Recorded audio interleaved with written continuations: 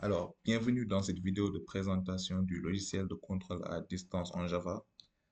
Je me présente, je m'appelle Simon Kamaté et on a eu à réaliser ce projet avec mes camarades étudiants, Assietou Ndiaye et Massina Bassène.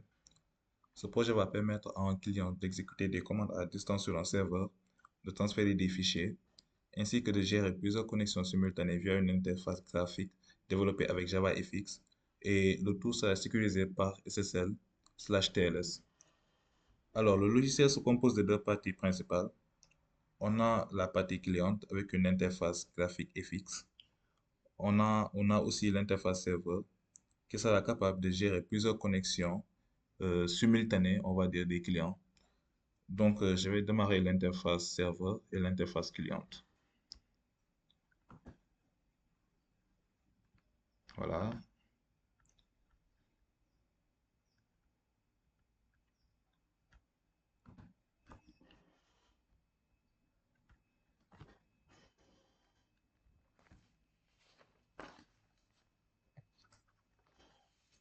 Donc, ici, pour l'interface serveur, on a une partie qui va contenir toutes les informations des clients et une autre partie, ce bloc-là, appelé journal. Donc, ce bloc va contenir toutes les informations liées à la connexion ainsi qu'aux commandes que les différents clients qui vont se connecter au serveur vont effectuer. Et quand je démarre le serveur ici, il y a un fichier, par exemple, appelé journal underscore.txt. Donc, ce fichier va contenir toutes les informations liées aux clients ainsi qu'aux différentes commandes que les clients effectueront.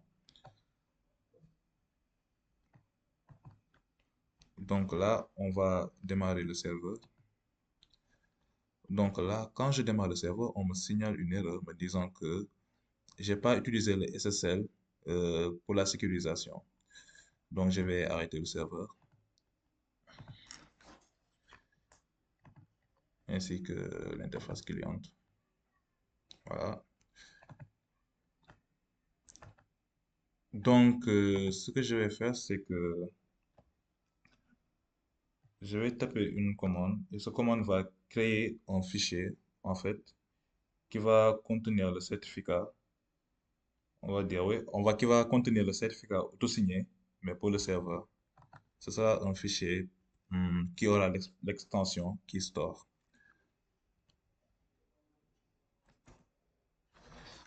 Donc, quand je tape la commande, on me demande de saisir mon nom et mon prénom. Je mets Simon Kamaté. Là, je mets DGI. Là, je mets ESP. Et là, je mets la ville de Dakar. Là, c'est le Sénégal. Là, je mets SN. Je valide. Voilà, comme je vous le disais, ici, le fichier appelé serveur.keystore a été généré. Et c'est ce fichier, on va dire, c'est ce fichier qui va contenir le certificat auto-signé, mais pour le serveur. Donc, je vais taper une autre commande.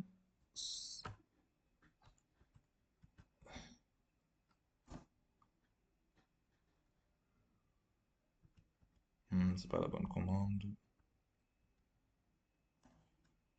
Voilà.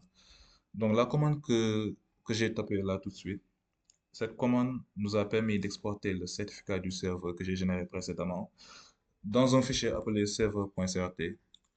Donc, c'est le même principe que je vais faire, mais pour le client. Je vais générer un fichier qui va contenir le certificat auto-signé, mais pour le client.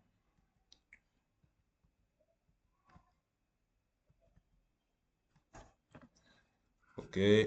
On me demande nom et prénom, je mets Mohamed Diouf. Je mets DGI, SP, Dakar. Là, je mets Sénégal. Je valide. OK. Comme je vous l'ai dit, le fichier appelé client.keystore a été créé.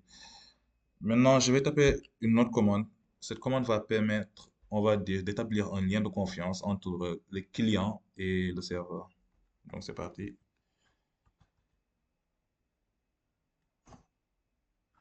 Voilà. Là, je mets yes. OK, c'est bon. Donc, tous les éléments ont été créés. Donc, c'est bon. Je vais redémarrer le client et le serveur.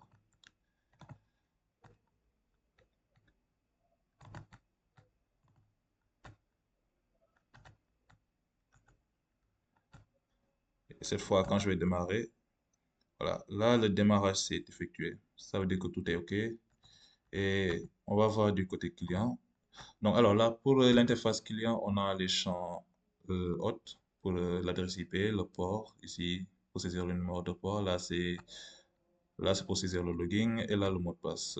Donc, si je me connecte, voilà, là, la connexion a été établie. Si je démarre un autre client, par exemple, là, je vais rentrer des informations qui sont invalides. Donc là, je mets n'importe quoi. Voilà. Voilà, là, l'authentification a échoué parce que les bonnes informations n'ont pas été saisies. Donc, si je rentre les bonnes informations,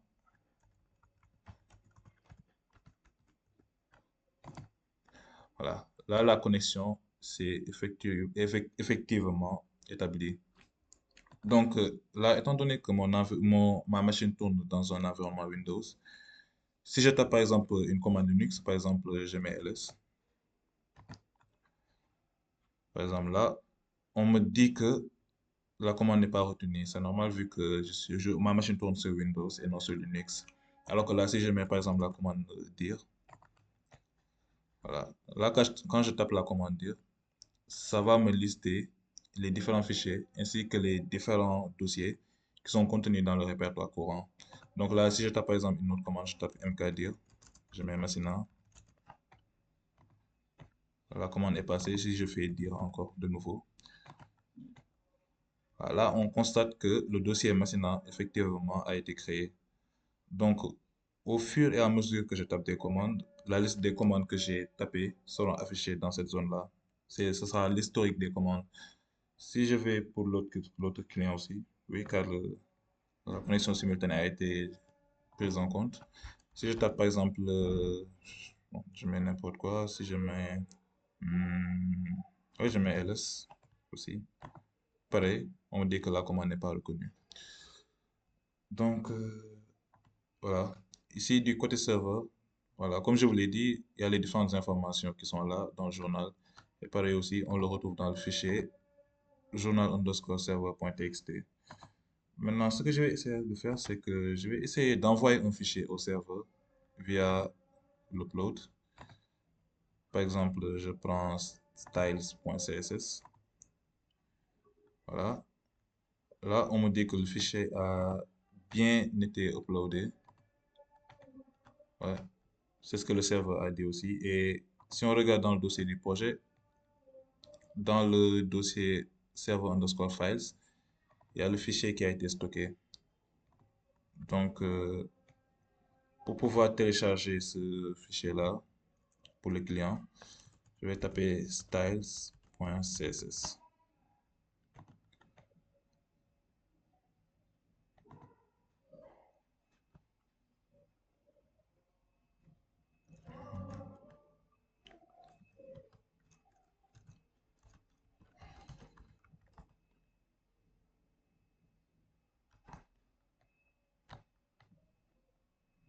Ah, je me suis trompé. J'aurais dû faire télécharger.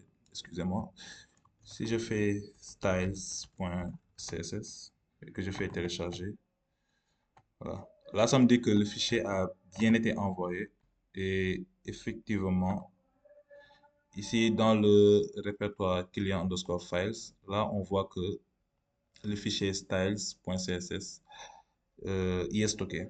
Donc, c'était tout pour la présentation.